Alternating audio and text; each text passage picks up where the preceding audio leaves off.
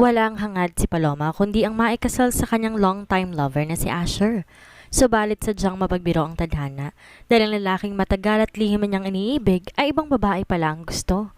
At ang masakit, best friend pa niya ito. Maganda at simple, si Paloma Lea Pempenco. Mabait at talagang papangarapin ng lahat ng kalalakihan.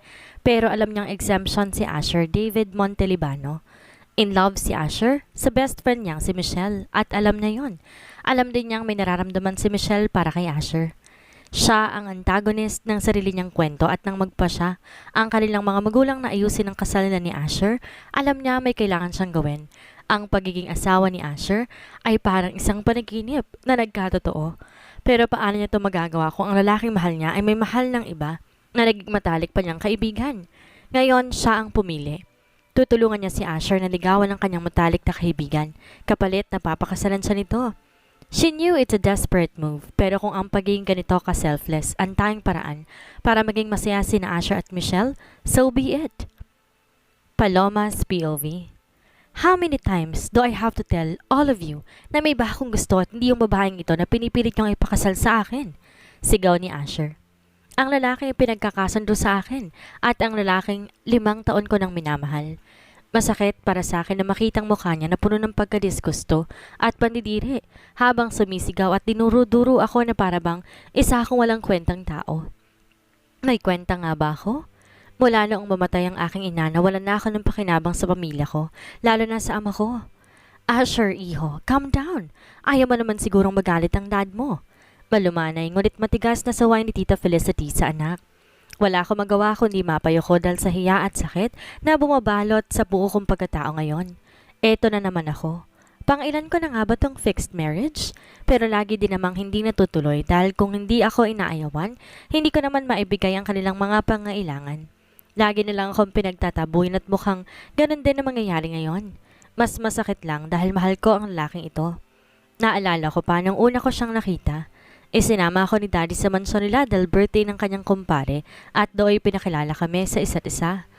Halos mahulog ang lahat ng pwedeng mahulog sa akin na makita ko ang gwapo niyang mukha.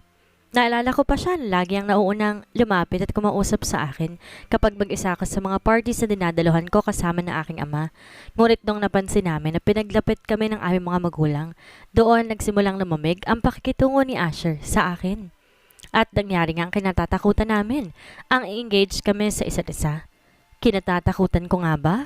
Masama na ba ako kung sasabihin kong ang isipin magiging misis ako ni Asher ay nagpapasaya at nagpapa-excite sa akin?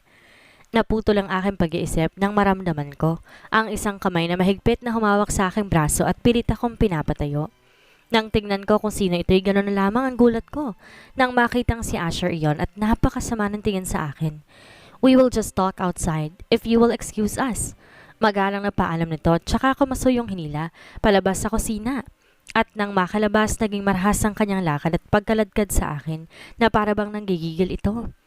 Nang huminto ito'y nakatalikod tong nakatayo habang nakapamewang at mabilis ang paghinga na parabang pinapakalma ang sarili bago humarap sa akin at magsalita. Siya ang gusto ko at hindi ikaw. So I'm sorry pero hindi ako magpapakasal sa'yo. Diretso ng sabi at di naman ako tanga para hindi malaman ko sinong tinutukoy nito. Hindi lingid sa kaalaman ko na may gusto si Asher sa akin. Matalik na kaibigan na si Michelle at alam ko na may gusto rin ng aking kaibigan kay Asher. In short, hindi ako ang bida sa sarili kong istorya. Kung hindi, isa akong kontrabida na sumisira sa magandang samahan ng dalawa. Habang tinititigan ko si Asher, wala akong makitang bakas ng pag-aalangan sa gwapo nitong mukha. Handa nitong ipaglaban ang nararamdaman at naiinggit ako kay Michelle na minahal siya ng isang Asher Sebastian Montelibano. Naiinggit ako dahil napunta sa kanya ang lalaking matagal ko nang pinapangarap at minamahal. Naiinggit ako kasi alam kong kahit kailan hindi magiging akin ang lalaking ito. Why her? Halos pabulong kong tanong at maging ako halos matawa sa aking tanong. Why her? Tinatanong pa ba yun? Of course it will be her. She is the best choice. She will always be the best choice. Why not her? She's far more amazing and perfect than you. Mabilis itong sagot na nagpangiti sa akin ng mapait. Tama siya. Para ko lang pinagkumpara ang daga at isang diwata. Kahit para nagbabara ang lalamunan ko, pinilit kong ilabas ang nasa isip ko. Ito lang ang naiisip kong paraan para sumaya ang dalawang pinakamahalagang tao para sa akin. Hindi bali ng ako ang mahirapan, pero hindi ko ata kakayanin kung makikita kong umiyak si Michelle habang ako ay nagpapakasal kay Asher at habang buhay itong ikukulong sa isang miserableng buhay kasama ako. Hindi ko kakayanin kung pati ang dalawang ito'y mahila ko rin pa ibaba. You're right. So let me help you. Nakita ko kung paano to natigilan at bumakas ang gulat, pagdududa at pagtataka sa mukha na para bang dito makapaniwala sa aking tinuran. Help me?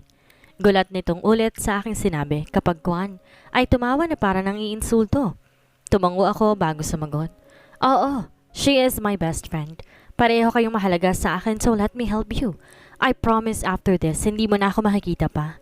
Halos pabulong ang pagkakalabas ng mga salita sa aking bibig dahil pakiramdam ko'y ang liit-liit ko. Habang nakatayo ako sa harapan ni Asher at tinitingnan ako ng kanyang mata na puno ng pagkadisgusto. How can I be sure na tutulungan mo nga ako? Paano ako makakasiguro na wala kang binabalak? Paninigurado niya at saka hinawakan ng aking baba at sapilitan akong pinatingin sa kanyang malalalim at kayumangging mata. Kahit naiiyak, pinilit ko ang sariling ngumiti at sumagot. Dahil handa akong tulungan kang mahanap ang iyong kaligayahan, kahit ang ibig sabihin ay ang pagkawalan ng sarili ko. Tapos, bumagsak ang mga luha ko. Nakita ko pang sinundan nito ng tingin ang luha na tumulo sa mukha ko bago sumagot. Huwag kang umiyak. Kung wala talagang willing kang tulungan kami, hindi ka dapat umiyak. Ngayon, ano ang plano mo? Maging runaway bride? Hindi mo kaya. Magagalit ang daddy mo, alam ko yon. Hindi ako sisipot sa araw ng kasal natin? Hindi ko kaya. May sakit sa puso ang daddy ko at baka ako pang maging dahilan ng pagkamatay niya kapag tumakas ako. Paliwanag nito habang nakatitig sa akin ang walang emosyon nitong mga mata. Binitawan na rin itong aking mukha at may distansya ng aming katawan pero bakit ang lakas pa rin ng tibok ng puso ko? Bigyan natin ng 1 taon ng kasal natin. Tapos mag-file tayo ng annulment. Sabihin natin na hindi tayo nagkasundo, na sinubukan natin pero hindi talaga nag-work. I am sure na wala na silang magagawa doon. That always happen, especially sa mga arranged marriage, so they won't suspect anything. Then you will be free from me. Suggestion ko.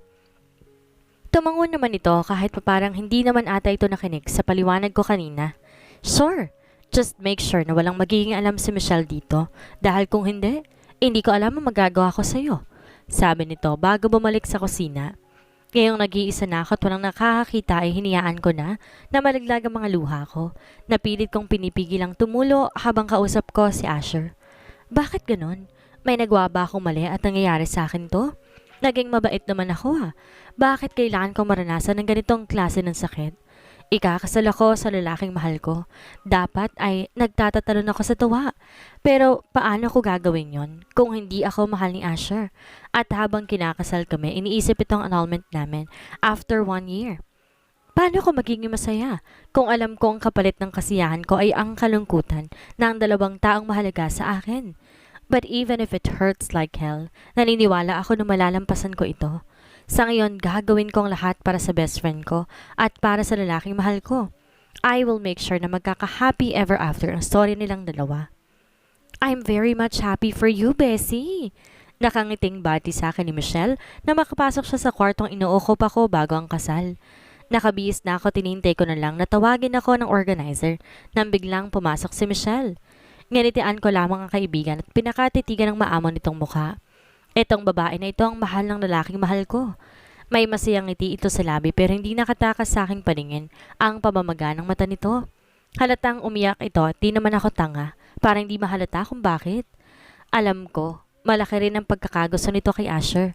At alam ko na bago i-anunsyo ang kasal namin, inaya pa itong lumabas ng binata para mag-date. Mapait akong napangiti. Ako ang dahilan kung bakit nagdurusa ang dalawang pinaka-importanting tao sa buhay ko. What an evil bitch. I'm sorry. Wala sa sarili kong sambit na halatang ikinagulo ng isip ni Michelle. What do you mean? Ayos ka lang ba? Tanong nito at baka sa mukha ang pag-aalala, pero nitian ko lamang siya at saka umiling. Magsasalita pa sana si Michelle kung di lang kami tinawag ng organizer at sinabing kailangan na namin pumunta ng simbahan. Ilang oras lang may 2 buhay akong sisirain para sa kaligayahan ko. Pero liligaya nga ba ako gayong alam ko na may masisira akong buhay? Wala akong maramdamang emosyon habang nakatayo sa harap ng pintuan ng malaking simbahan. Naguguluhan pa rin ako. Nasa tabi ko ang aking ama na may masayang ngiti sa labi. Halatang sobrang maligaya ito. Sana ganon din ako. Nang bumukas ang pinto ng simbahan, di ko naiwasang hindi humanga. Napaka-ingrande ng pagkakadisenyo ng lugar. Halatang pinaghandaan at pinagkagasasan. Sayang lang at ako lang ata nakaka-appreciate. Habang naglalakad, napatitig ako sa kabilang dulo ng altar. Nakatayo doon ang lalaking matagal ko nang pinapangarap na mapasa akin at ngayon mangyayari na nga. But his heart is not mine. Hindi ko namalayan isang buting ng luha na nakatakas sa aking mata habang magkatitigan kami ng walang emosyon nitong mga mata. Ang mga matang yon ang laging nagpapaalala sa akin na kahit kailan, hindi ako magiging mahalaga kay Asher at sa papel lang kami ikakasal. Ingatan mo ang anak ko. Bilin ni Dad na makalapit kami sa binata, natipid lang na tumango.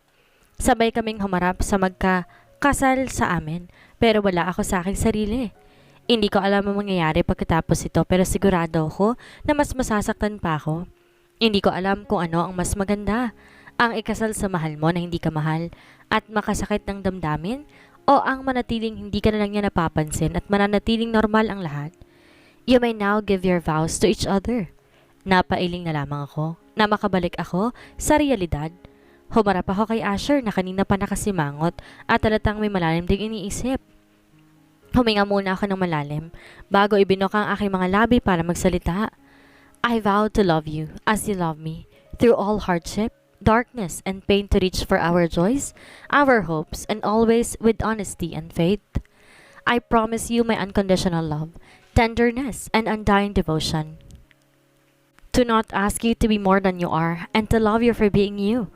I promise to prioritize your happiness before mine. I promise to you that whatever happens in the future, I'll be happy for you. I vow as I looked into his eyes. Tears kept on rolling in my eyes. May dumaang emosyon sa mukha nito pero bago ko pa yun mapangalanan, nawala rin agad na para bang nasa emosyon ko na lamang iyon. Sa sobrang kagustuhan ko na magkaroon na lang ng pakialam sa akin si Asher, ay nag-iimbento na ng senaryo ang aking utak. I vow to love you and cherish you. Maikling tong sabit sa umiwas ang tingin at alam ko nakatitig siya ngayon kay Michelle. Mas lalo ako naiyak. Sa ibang makakakita, paniguradong iniisip nila na sobrang saya ko. Pero hindi. Estrangherong emosyong iyon sa akin. Hindi dapat ako ang nasa ganitong posisyon.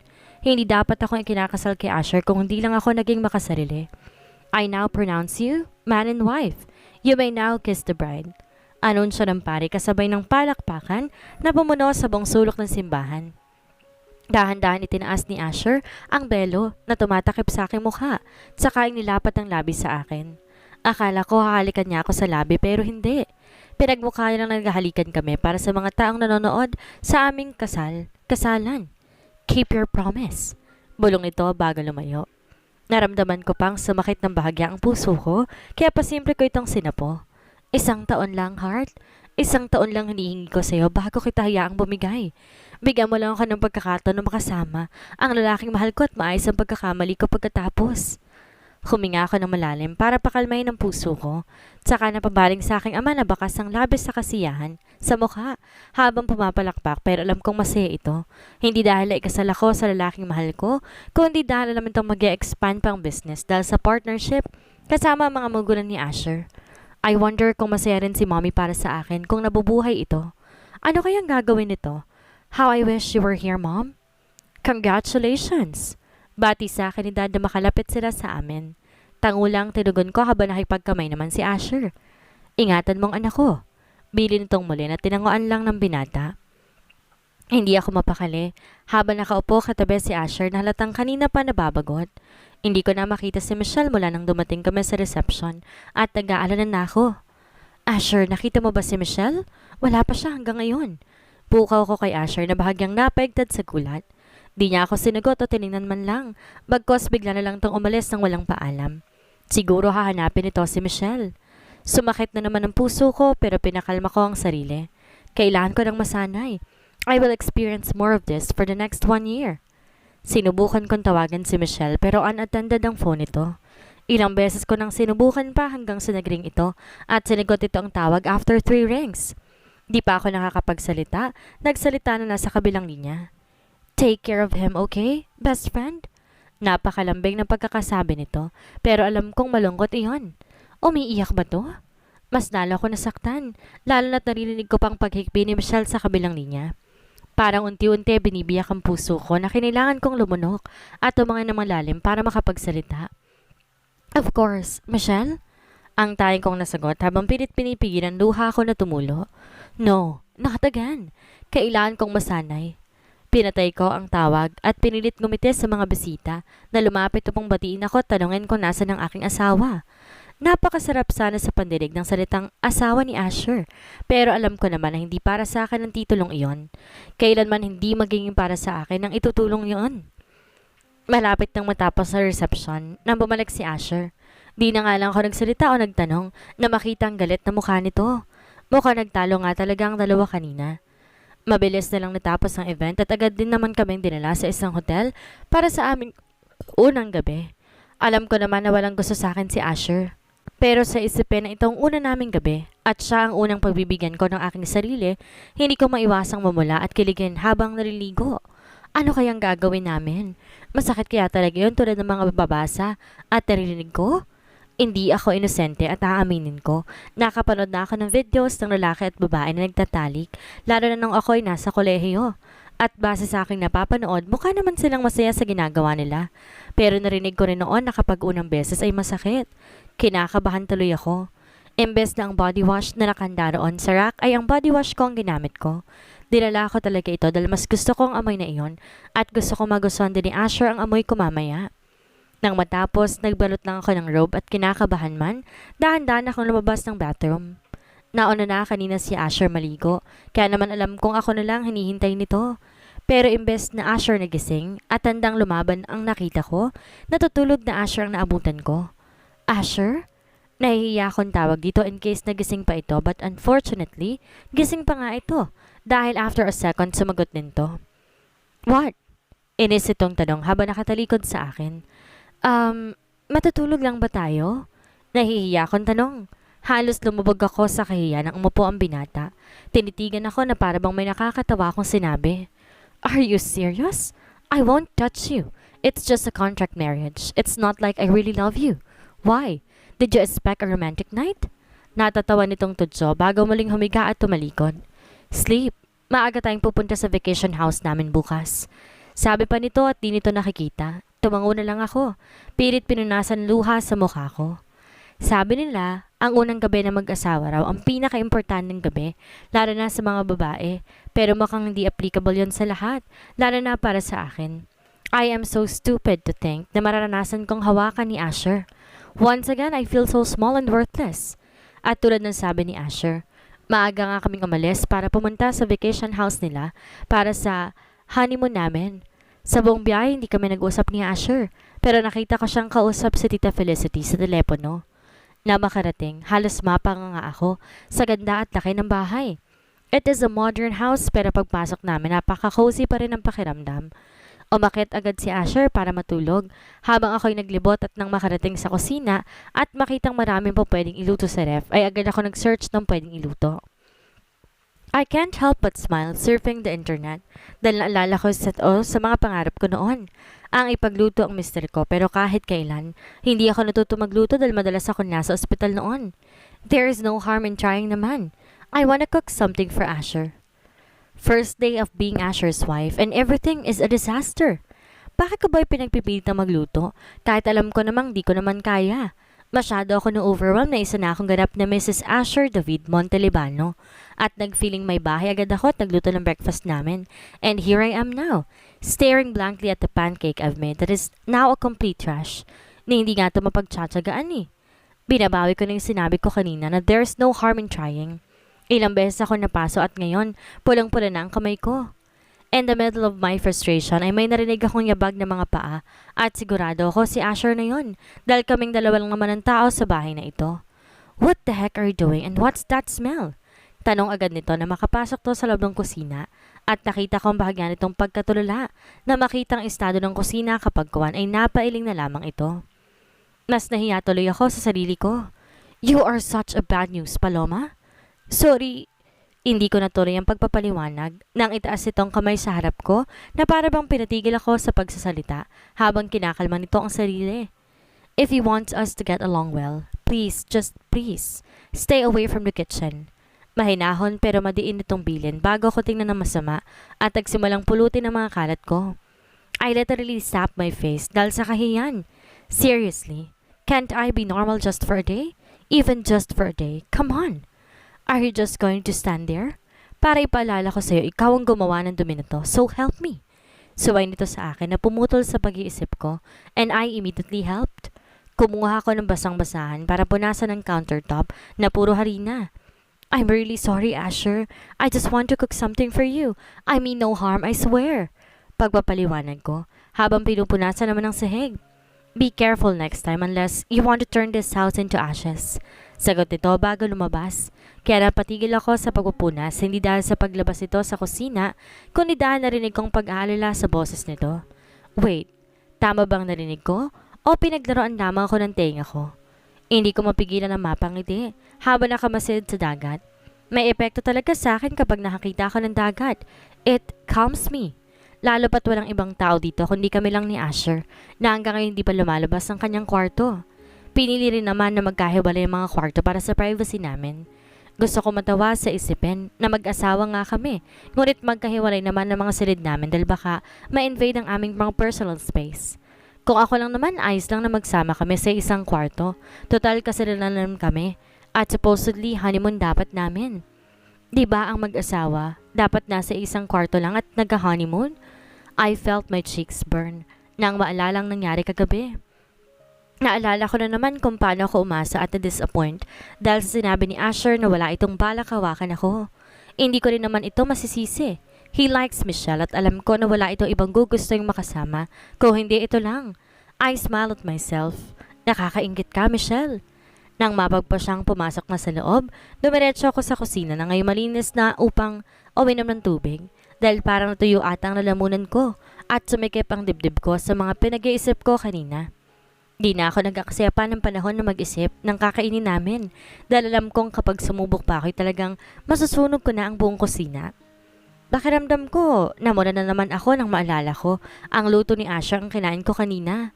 Nakakaya dahil kahit simpleng adobo lang yun ay sobrang sarap talaga.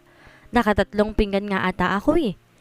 Umakit ako ng hagdan para sana magpahinga sa aking kwarto.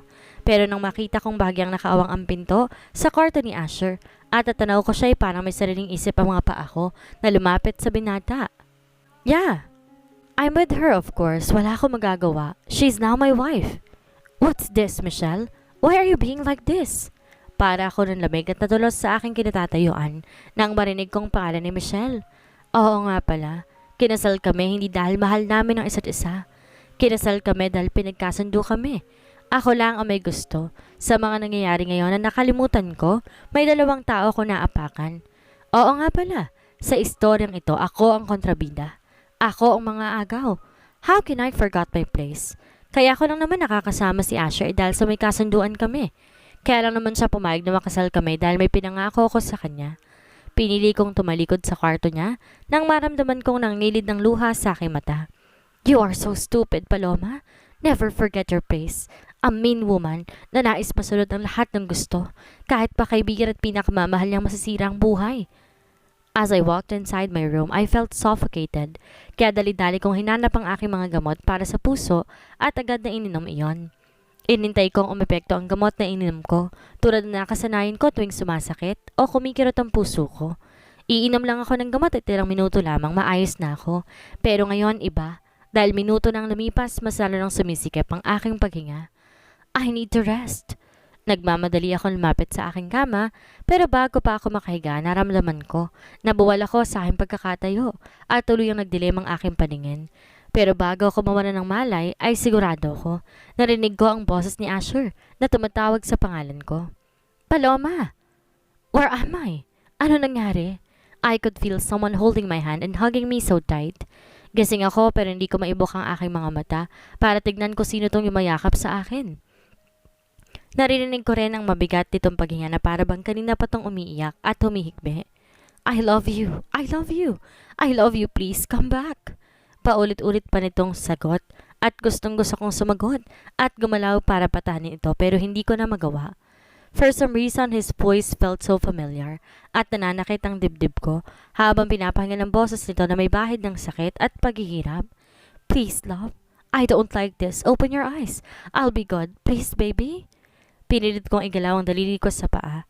Naisipin na kapag naigalaw ko ito ay maigagalaw ko rin ang buong katawan ko. And I did. Kasabay ng pagbukas ng mga mata ko, nakita ko si Asher. Naglalakad palayo kahit pilitong tumayo at tumabol dito. Pilit kong inaabot ang kamay ng binata upang pigilan to. Pero nang mahawakan ko ito ay halos manghina ako sa itsura ni Asher nang humarap ito sa akin. Pulang-pula ang mga mata nito mula sa pag-iyak. Ang laki ng ipinahit ito na para bang di nito naalagaan ng maayos ang katawan nito. What happened to him? Kitang-kita ang lungkot at paghihirap sa mata nito. Gustuin ko mang ibuka ang bibig ko ay para akong bumalik sa estado ko kanina na hindi ba ibuka ang bibig at hindi maigalaw. Why did you leave me? Please come back. Naiiyak nitong sabi. Ito ang kanina ko pang narinig na umiiyak kanina. Pero sino ang nag-iwan nito? Ako ba? Pero kung ako, bakit naman ito iiyak ng ganoon kalala? Hindi ba dapat matuwa ito at nakalaya na ito sa akin? Ang dami kong tanong pero unti-unti, naglaho ang lalaking nasa harapan ko at pilit ko man tong hawakan, di ko siya mapigilan. Wait, Asher? Nagising ako ng sobrang sakit ng aking katawan para ko nakipagbakbakan sa isang gera. Pero kahit ganon, sinubukan kong bumangon. Ilang segundo akong nakatulala. Habang inaalala ko ano nga ba ang napanaginipan ko. Pakiramdam ko ay may napanaginipan akong mahalagang bagay. Pero kahit anong pilit ko hindi ko ito maalala. Pero napatigil ang pag-iisip ko na mapansin ang paligid ko. Una ko napansin, di ako nakahiga sa kama ko. Hindi ito ang kwarto ko. Ano ba ang nangyari? Bago ko pa maisip ang nangyari sa akin, may naramdaman ako na gumalaw sa tabi ko at halos kapusin ako ng hininga. Na makita kung sino iyon. Asher? Bulalas ko nang bigla niya akong hilahin, pahiga na makitang gising na ako. Para nga itong natataranta kung hindi ako nagkakamali. Don't do that again. Bulong nito habang nakapalibot ang isang kamay sa aking bewang at nakasubsob ang kanyang mukha sa aking leeg. Damang-dama ko naman ang init sa aking pisngi dahil sa ginagawa nito. Ito na naman ang epekto ni Asher sa katawan ko. Alam kaya nito na sa tuwing hinahawakan niya kay pakiramdam ko, safe ako? Asher, ayos ka lang ba? Tanong ko na mapansin kong bumigat ang kanyang paghinga. Bigla naman tong bumangon at matalim ang mga mata na tumingin sa akin. Ano na lang ang sasabihin ng magulang mo kapag nalaman nila ang nangyari sa iyo kanina lang? Hindi ka ba nag-iisip? Kung masama ang pakiramdam mo, sana sinabihan mo ko para alam ko ang gagawin at hindi na lang ako magugunat na nakabulagta ka na. Sermon nito kaya't napayo ko na lamang ako dahil sa hiya. Ang tanga mo talaga, Paloma. Tama naman to, pero hindi ko naman kasi na-expect na mawawalan ako ng malay kanina.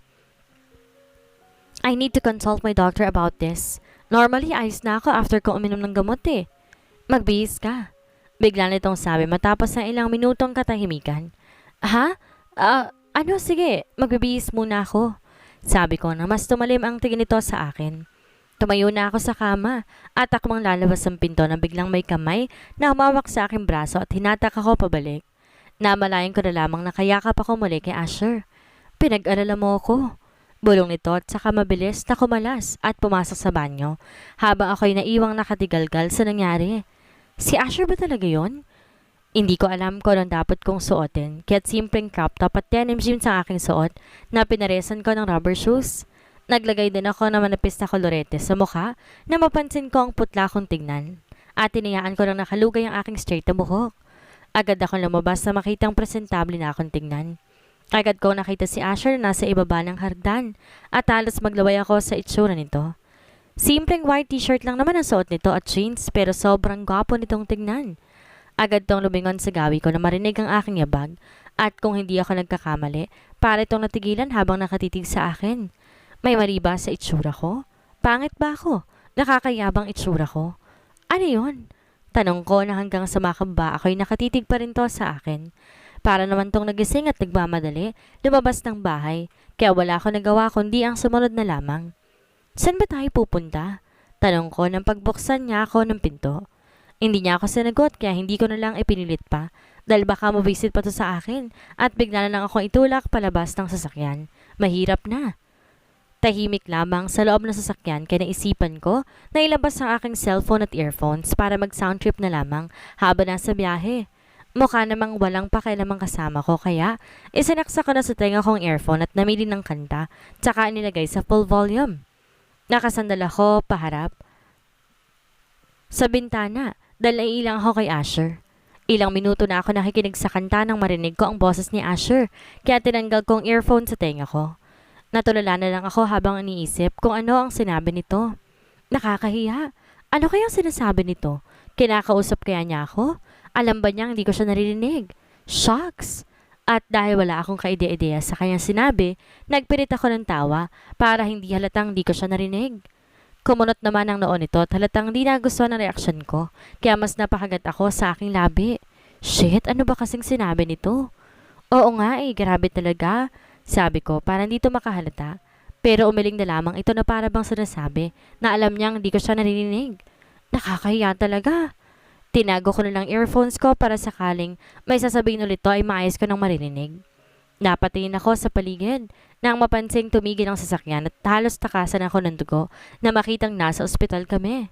Sa lahat ng lugar, ospital ang pinakaayaw ko. Mula pagkabata nandito na ako kaya hinayaan ako makalabas, ay ipinangako ko sa sarili ko hindi na ako babalik dito. Pero dahil sa kondisyon ko'y wala ako nagawa, kundi ang bumalik dito palagi para i-monitor ang kondisyon ko. Asher, bakit tayo nandito? Kinakabahan kong tanong. Ayoko malaman yung kalagayan ko. Ayoko. Sigurado akong kakaawaan lang ako at ayoko nun. Hindi ako papayag. Kailangan natin magpa-check up. Nang mahimatay ka kanina, walang ibang laman ng isip ko. Kung hindi ang nangyari sa'yo, kaya kailangan mong patingin just to make sure na wala tayong dapat ipag-alala. Halika na, sabi nito habang inaalis ang seatbelt na suot. Natataranta naman akong lumabas ng sasakyan at tumarang sa dinaraanan niya para pigilan siya na makapasok. No, I won't let him know about my condition. I plan to let him go after a year and then spend my remaining days alone near the sea. Yun ang plano ko. Pero nararamdaman ko na hindi ko yun magagawa kapag nalaman ni Asher ang kondisyon ko. Asher, wala lang yun. Ano ka ba? Tara na, umuwi na tayo. Sabi ko habang pilit siyang hinihila papunta ng sasakyan. Pero masyado tong malakas at madali lang tong nakatakas sa pagkakahawa ko. No, we need to check if you're okay. Ako ang mananagot sa magulang mo kapag may nangyaring hindi maganda sa'yo. Sagot nito habang tuloy-tuloy naglalakad sa parking lot ng ospital. Kailangan ko mag-isip ng paraan kung paano ko siya mapapaalis dito. Hindi niya po pwedeng malaman ang kalagayan ko. Asher, gusto ko ng ice cream. Pwede ba tayong mag-ice cream? Tanong ko. Ang totoo, hindi naman ako mahilig sa ice cream, pero wala akong magagawa. Kailangan ko siyang mapigilan na pumasok sa ospital at ipatingin ang kalagayan ko kung hindi malalaman niyang kondisyon ko. Tinitigan niya naman ako na para bang sinusuri kung talagang gusto ko ng ice cream, kaya nag-inarte pa akong natatakam. Umiling-uling naman to bago ako hinila sa kamay, papunta sa park na malapit lang sa ospital. Ayun oh, turo ko na makakita sa stall na may nagbebenta ng ice cream. Agad kami roon lumapit at napanga ako na makita ang nagbebenta. Napakagwapo ng lalaki at ang aliwala sa mukha dahil nakangiti agad ito pagkakita sa amin. Hi, ice cream? Tanong nito na makalapit kami. Sasagot na sana ako nang biglang sumagot si Asher. No, matalim ang mata nito. Nasagot, tsaka ako nilapalayo roon pero hindi ako nagpapigil at tinila ko agad ng kamay ko dahil baka bumalik kami sa ospital. Hindi pwede. Ano ka ba naman, Asher? Gusto ko ng ice cream. Mukha namang malinis ang ice cream niya eh. Sabi ko habang nakasimangot. Ice cream ba talaga ang gusto mo? O yung nagbebenta ng tangin ng ice cream na yon? Tanong nito habang magkasalubong ang kilay. Anong problema nito? Gusto ko ng ice cream, Asher. Madiin kong sagot. Sa iba na lang tayo bumili. Sabi nito habang naglalakad papalayo. Pero wala na nagbebentang iba. Tingnan mo oh. Tara na ron. Sabi ko habang ang tinuturo ang paligid ng hindi mga fishballs ang ibinibenta ay ang cotton candy at balloons naman. Tsaka nagsimulang bumalik kay yung ice cream na halatang pinapanood kami. Nang makalapit ako, ngumiti ito na nanunukso sa akin. LQ? Nagsiselos ata ang nobyo mo sa akin. Natatawa nitong tudyo. Natigilan naman ako. Si Asher. Nagsiselos? Mapait ako napangiti. Imposible. Ano nga kaya ang kondisyon ni Paloma na ayaw niyang malaman ni Asher? Sa loob ng isang taong pagsasama, magawa kayang ibigin ni Asher ang asawa? O mananatiling tapat ang puso niya para sa best friend ni Paloma na si Michelle? Yan ang ating aalamin sa susunod nating kabanata.